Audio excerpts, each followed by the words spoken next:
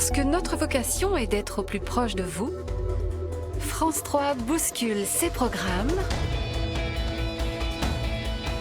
et donne exceptionnellement la priorité à un événement de votre région.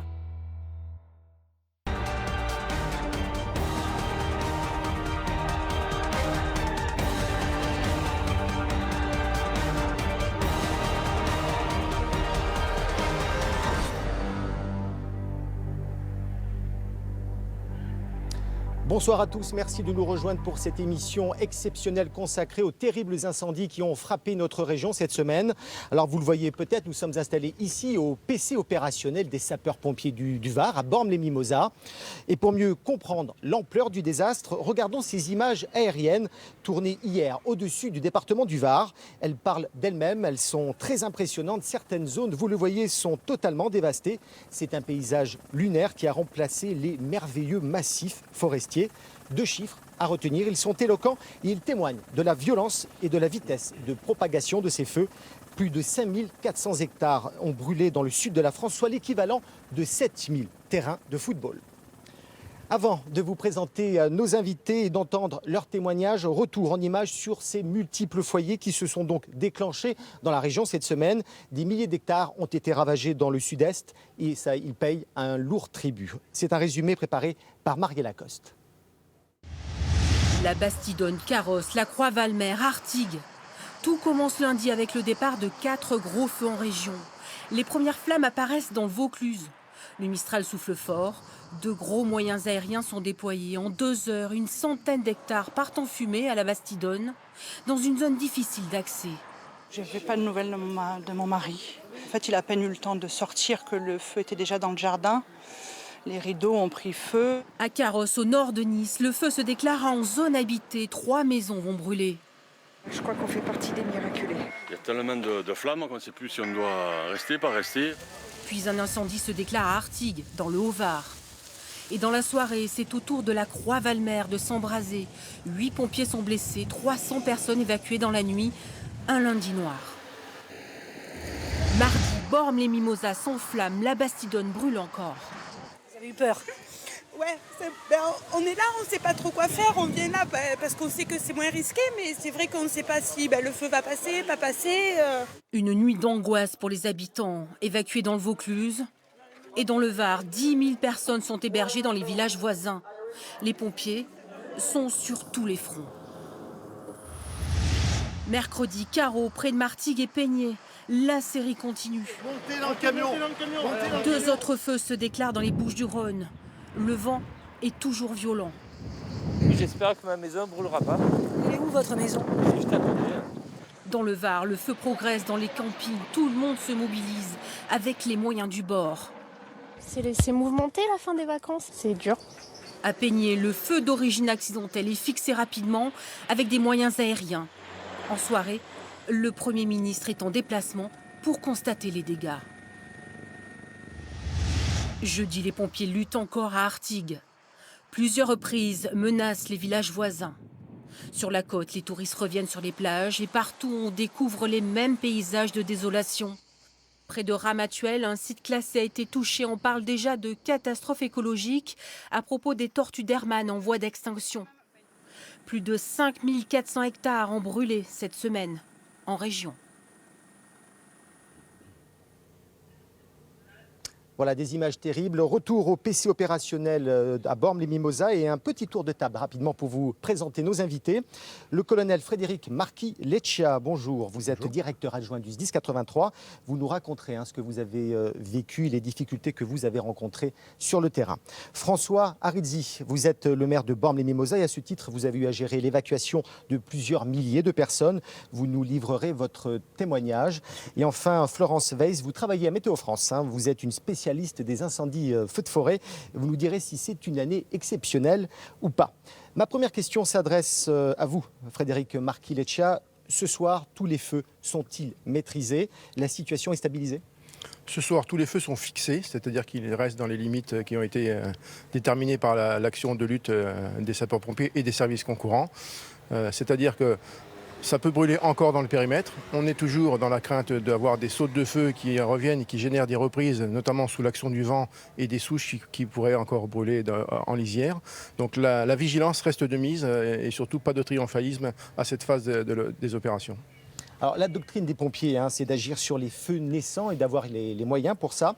Avez-vous eu à Bormes immédiatement tous les moyens humains et matériels pour faire face à cet incendie ? L'incendie de Bormes a démarré en pleine nuit, à minuit pour être précis, donc ça obère déjà l'engagement des moyens aériens qui n'interviennent que de jour. Par contre, nous avions déjà eu la chance d'avoir des renforts nationaux prépositionnés en anticipation par le centre opérationnel de zone, dont je salue l'action d'anticipation. Et donc ces moyens ont été très rapidement engagés, malgré une violence de déplacement du feu, puisque dans la première heure de contact, il avait déjà brûlé 200 hectares.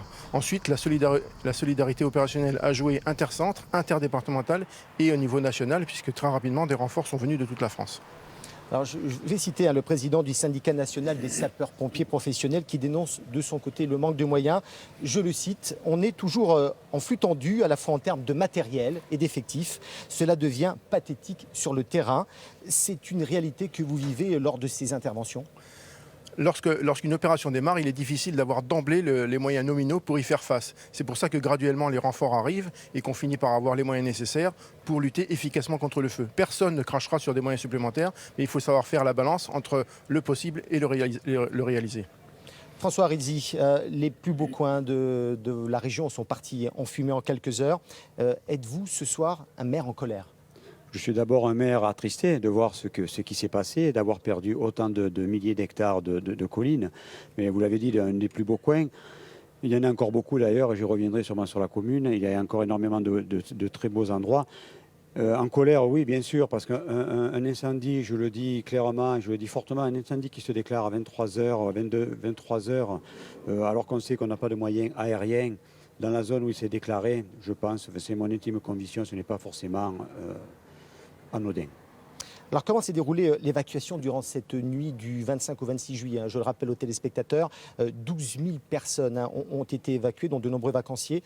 Le plan communal de sauvegarde a été déclenché dès les premières flammes ? Il a été déclenché une heure après, c'est-à-dire à partir du moment où j'ai été avisé à 23h du début de l'incendie. Je me suis rendu sur les lieux rapidement avec le lieutenant Granvaux. À partir de là, j'ai déclenché le plan communal de sauvegarde à minuit.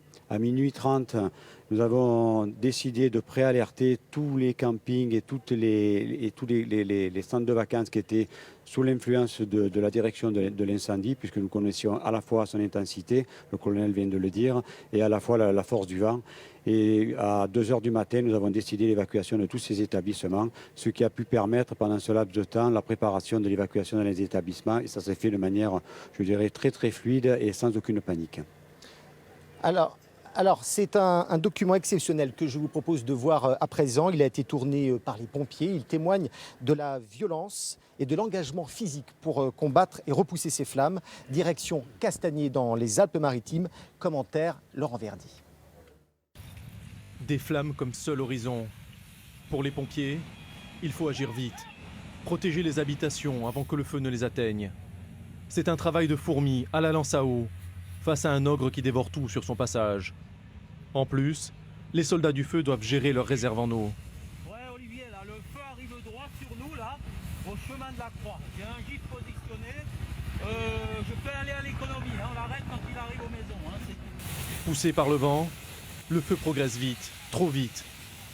Il faut faire marche arrière. Éviter un combat perdu d'avance pour les hommes et les véhicules. Quand soudain,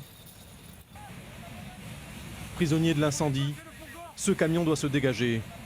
Pour le sauver, les secondes comptent.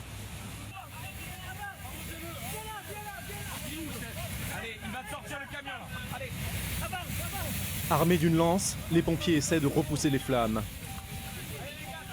Le feu recule. Le véhicule et son chauffeur parviennent à s'extraire de justesse. Dans le ciel, les Canadair arrivent enfin. La lutte devient plus équitable et après 20 heures sur le terrain, les soldats du feu fixent l'incendie. Sur les 450 pompiers mobilisés, 3 ont été incommodés par les fumées. Même si 120 hectares ont brûlé et un garage a été détruit, leur travail, au péril de leur vie, a permis d'éviter le pire. Frédéric Marchi-Leccia, il y a eu une polémique sur l'intervention des Canadair. Selon vous, leur nombre est-il suffisant puisque la priorité est donnée aux nouveaux sinistres? À chaque fois qu'on a eu besoin des avions sur l'un des 3 gros feux du Var, ils étaient présents, notamment dans les phases d'urgence. Et je veux citer notamment les déclenchements d'urgence où un groupe a été pris dans les flammes. On a fait appel à eux, ils étaient là immédiatement et on ne déplore aucune perte ni de blessés trop graves sur ce feu. Le nombre de Canadair est important au niveau national. Simplement, les saisons ne sont pas toutes de la même taille et ce qui convient une année peut-être ne conviendra pas l'autre année. Plutôt que d'attirer l'attention sur un nombre de Canadair défini, travaillons plutôt sur une mutualisation. Il n'est pas logique que la France peut-être ait le plus grand nombre d'avions bombardiers d'eau. Peut-être faudra-t-il penser à élargir la charge à l'ensemble des pays, notamment sur l'Europe du Sud, pour développer peut-être une flotte internationale, au moins européenne. Vous pensez que ça peut se réaliser? Parce qu'on a entendu effectivement beaucoup de réponses par rapport à cela. C'est un projet qui peut être mené à terme, cette coopération européenne? Elle a déjà existé, puisque combien de fois sommes-nous intervenus en Grèce, au Portugal, en Espagne, et combien de fois les avions de ces mêmes pays sont venus nous porter secours? Je pense que peut-être est-il intéressant de mettre en musique tout ce dispositif et de faire reposer la charge de manière un peu plus uniforme, soit sur l'ensemble de l'Europe, mais au moins sur les pays qui ont besoin de ces engins. François Rizzi, pardon, on parlait des évacuations, 12 000 en l'espace d'une nuit. C'est une zone habitée ici qui triple sa population durant l'été. Ce volet humain a été le plus délicat à gérer, trouver des bénévoles, trouver de la nourriture? D'abord, nous passons en été de 8 000 habitants à 40-50 000 habitants.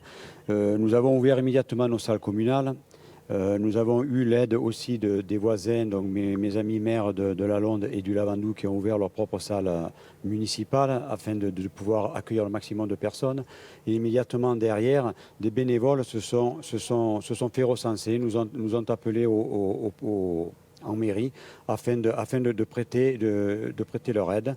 Et donc ils sont venus tout naturellement dans les centres d'hébergement. Et la nourriture est arrivée bien sûr le lendemain, puisqu'il a fallu mettre en place tout un système de logistique très très lourd. Mais là, avec l'aide on y reviendra je pense, avec l'aide de beaucoup d'associations caritatives du conseil départemental qui nous ont aidés à gérer à la fois les sinistrés, c'est-à-dire on avait pu héberger pratiquement 4000 sinistrés. D'autres ont été hébergés par la population, d'autres ont dormi sur la plage parce qu'ils ont préféré.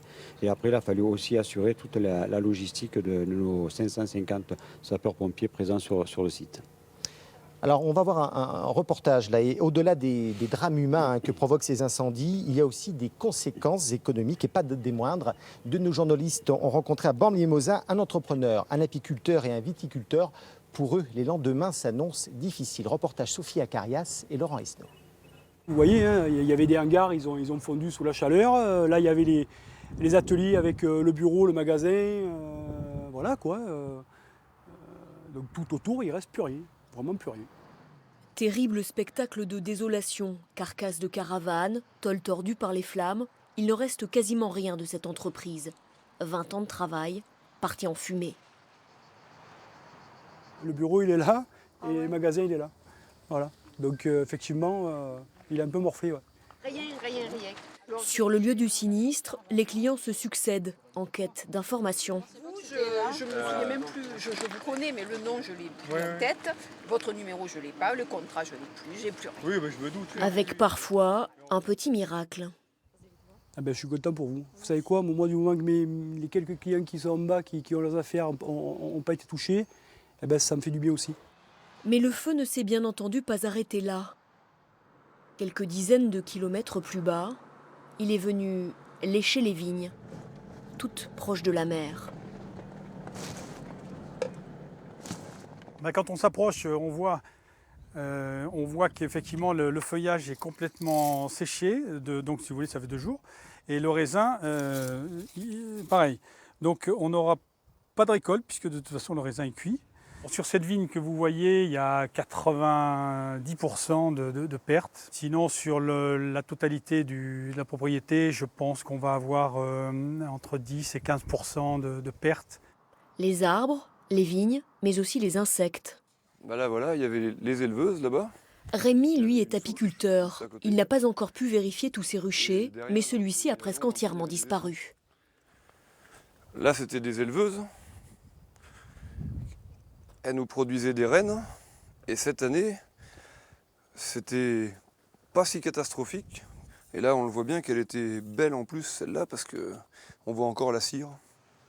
Bah, ça fait de la peine à tout le monde, quoi. Enfin, je suis né dedans et c'est vrai que elles sont plus là, quoi.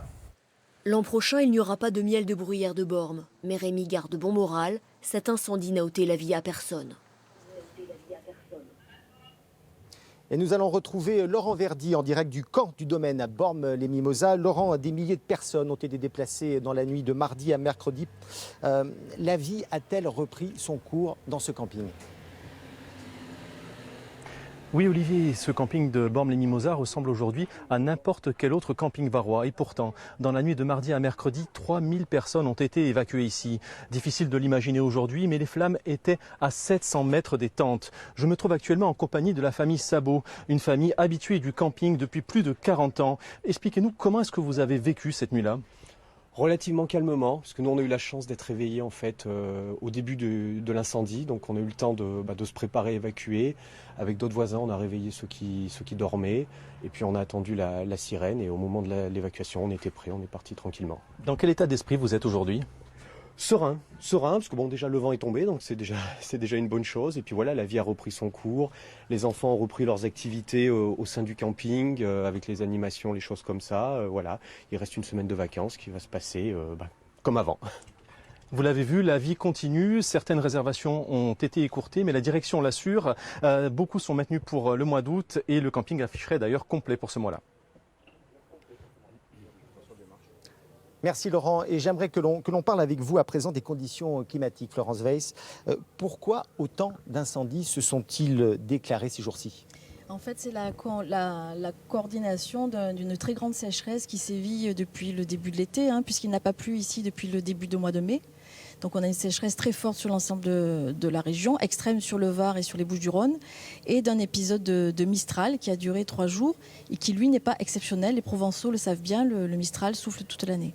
C'est-à-dire que les conditions sont si mauvaises que chaque départ de feu peut provoquer un énorme incendie, comme on l'a vu là ? C'est-à-dire quand la sécheresse est extrême, il n'y a pas beaucoup d'eau dans la végétation et n'importe quel départ de feu peut avoir des conséquences extrêmes si le vent souffle aussi sur le départ du feu. Alors justement, y a-t-il des années où le vent souffle plus fort, des années à Mistral ?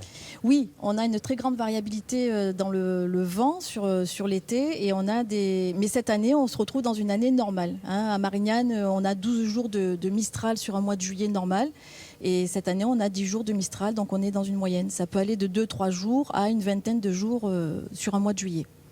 Alors, on va vous retrouver, Florence Weiss, mais avant toute chose, on va retrouver Mathias Somme en duplex de la Bastidonne, dans le Vaucluse. Mathias, 1200 hectares sont partis en fumée lundi.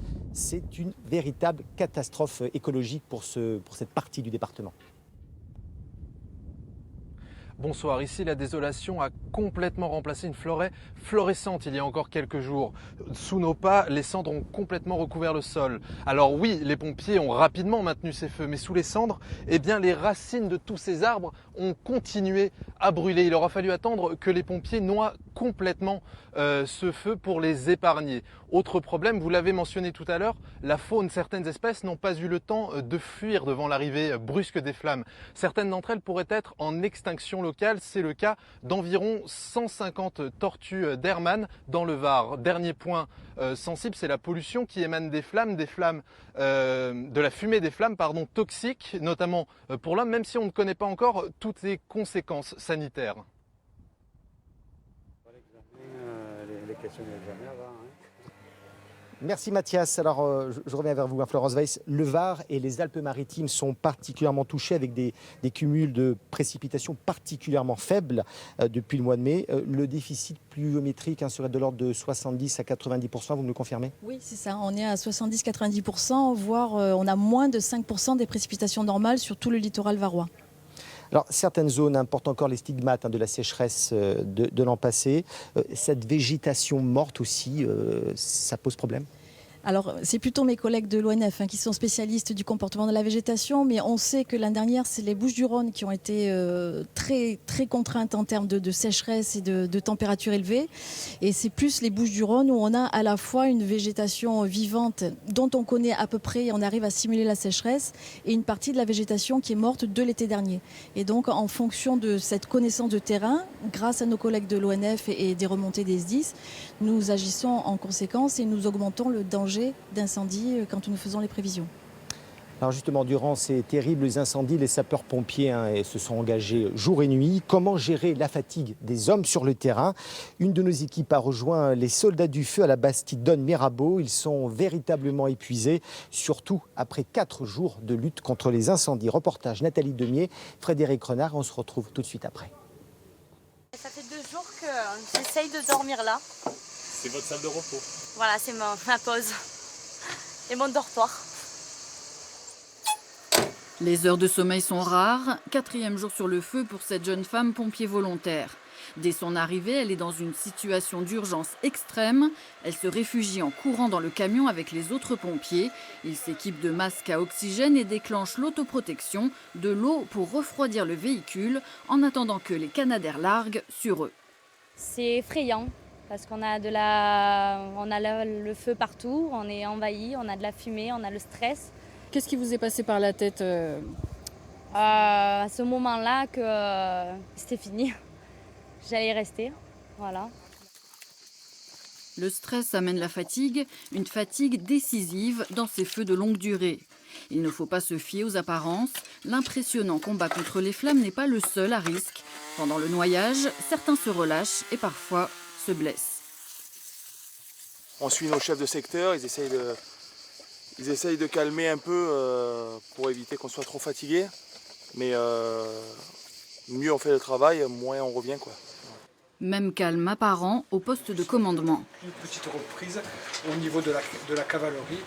4e jour également pour le général Noisette. Il a dormi 2 fois dans sa voiture, quelques heures seulement. Les pompiers s'observent pour repérer les signes d'épuisement. Il y a des comportements anormaux qui nous mettent la puce à l'oreille par rapport à un degré de fatigue avancé, un repli sur soi-même ou au contraire une surexcitation, un renfermement ou quelqu'un qui va s'atteler à des tâches un petit peu subalternes auxquelles il n'est pas habitué en temps normal. Le matériel souffre, lui aussi, sollicité pendant des heures dans la chaleur et les flammes. Cette semaine, un camion a entièrement brûlé, 9 pompiers ont été blessés. Pendant les pauses, ils refont le feu et rêvent d'enlever leurs Rangers, prendre une longue douche et dormir très longtemps dans leur lit. Colonel Marquileccia, vos hommes sont bien entraînés, mais après 15 heures de combat contre les flammes, sont-ils d'abord tous relevés et surtout ont-ils physiquement le temps de récupérer ? Les hommes engagés sur le terrain ont été d'emblée soumis à forte pression puisque, exceptionnellement, le vent a soufflé durant toutes les nuits qu'a duré cet épisode venteux. Et c'est assez exceptionnel puisqu'on n'a pas eu de répit sur ce feu-là. Et c'est vrai que les premières troupes engagées ont dû vraiment donner le meilleur d'elles-mêmes, comme elles le font d'habitude, si je peux me permettre de souligner. Mais là, c'était vraiment intense. Ils ont été relevés dans les temps, mais c'est vrai qu'au terme de ces engagements très forts, les conditions d'un accident peuvent être réunies. Et c'est là qu'on peut avoir le risque de blessure, de chute et de brûlure. Et j'en profite d'être à l'antenne pour les saluer avec beaucoup d'humilité et vraiment les remercier pour tout le travail qui a été fourni avec nos partenaires de la lutte et de la prévention. Justement, on parlait de la fatigue, on l'a vu dans le reportage, mais un pompier qui est sur le terrain, qui a parfois 4 feux à traiter en même temps, est-ce qu'il peut être réellement efficace ? Le général Noisette avait parfaitement souligné les signes de fatigue qui doivent être effectivement des signaux d'alerte pour l'encadrement. Chaque personne est différente devant l'effort et devant les conséquences. Donc il faut être vigilant sur nos hommes, les engager là où il le faut, ne pas les exposer et surtout veiller effectivement à la détection de ces signes. Un engagement intense comme celui-ci, effectivement, n'est pas normal, n'est pas classique pour la vie d'un sapeur-pompier, mais il faut le faire et on les engagera avec le maximum de sécurité. Alors, on le sait que trop peu, mais les pompiers luttent parfois contre des feux de forêt dont la vitesse moyenne de propagation peut atteindre 5 km/h, soit 83 mètres par minute. C'est extrêmement rapide. Comment faire face, comment lutter contre cela ? Eh bien, on ne fait pas face justement parce que le risque serait d'engager face à ces feux des personnels qui ne pourraient rien y faire. La vitesse de propagation est élevée, ce qui sous-tend une violence des flammes importante. Dans ce cas-là, la stratégie consiste à prendre le feu sur les côtés, sur les flancs, comme on dit, de l'arrière sur les flancs, de manière à essayer au maximum de réduire la largeur du front et de finir par l'éteindre avec le concours des avions bombardiers d'eau, dont je salue encore une fois l'excellent travail qu'ils fournissent à nos côtés. Et justement, la flotte des avions bombardiers d'eau de la sécurité civile a été mise à rude épreuve depuis le début de la saison estivale. Elle est d'ailleurs en passe d'atteindre ses limites, avec près de 5000 largages déjà réalisés en seulement 8 mois contre 2500 lors d'une année dite normale. Les machines sont à bout et les pilotes aussi. C'est un reportage de nos confrères de la rédaction nationale de France 3. Un départ de feu toutes les 10 minutes, rien qu'en fin de matinée. Le pays peut-il faire face à une telle série noire ? Les moyens aériens sont-ils suffisants ? La France dispose d'une flotte conséquente de 23 bombardiers d'eau. 2 Dash, 9 Trackers et 12 Canadair avec capacité de largage de 6000 litres d'eau chacun. Cet avion jaune, 42 000. L'arme fatale de la lutte anti-incendie, le seul à pouvoir se ravitailler en plein vol sur les lacs et les mers, le seul à pouvoir voler aussi proche des flammes.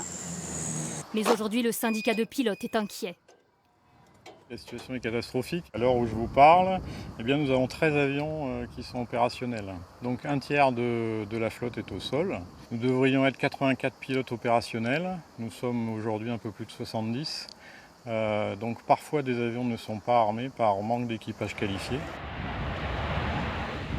Quand vous avez 600 hommes sur le terrain qui travaillent toute la nuit et qui attendent avec beaucoup d'espoir les Canadair pour éteindre le feu qu'ils ont réussi à canaliser et qu'il rien n'arrive, c'est désespérant.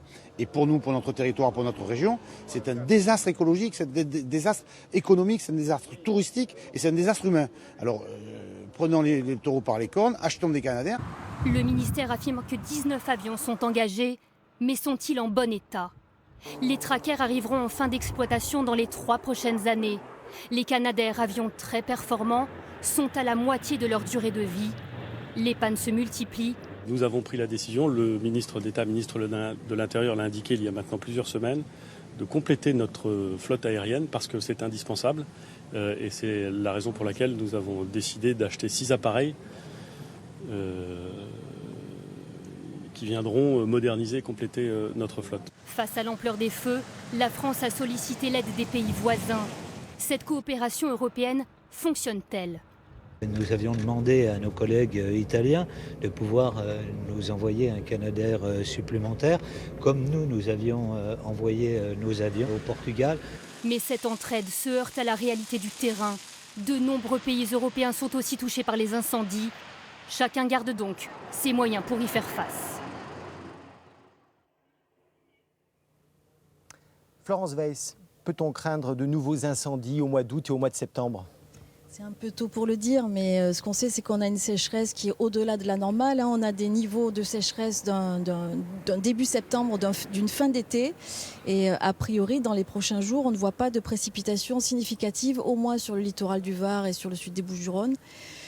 Les tendances saisonnières nous donnent un mois d'août plus chaud que la normale. Il n'y a pas vraiment de signal en termes de précipitation, mais donc il est un peu tôt pour conclure. Mais en tous les cas, dans les 10-15 prochains jours, on ne voit pas de précipitations significatives.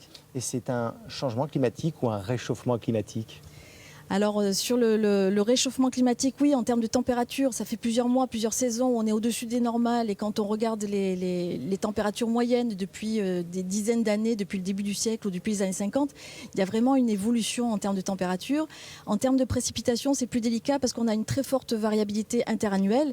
On a eu des étés, comme on dit, pourris, très pluvieux, en 2013, 2014, 2015. Et puis l'année dernière, déjà, on a eu un été très sec. Mais on n'a pas encore un signal net en termes de précipitation. Voilà, c'est la fin de cette émission. Je suis désolé, on a essayé de donner la parole un peu à tout le monde. Merci à vous trois en tous les cas d'avoir accepté notre invitation. Merci aux techniciens qui ont monté cette émission en moins de 48 heures et un grand merci aux journalistes et reporters d'images des rédactions de France 3 Provence-Alpes-Côte d'Azur qui ont sur le terrain cette semaine aussi pris des risques pour vous informer.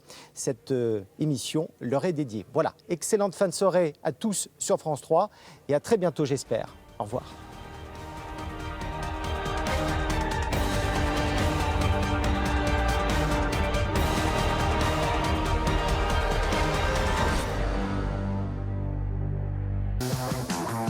suite, France 3 fait la part belle au championnat d'Europe de football.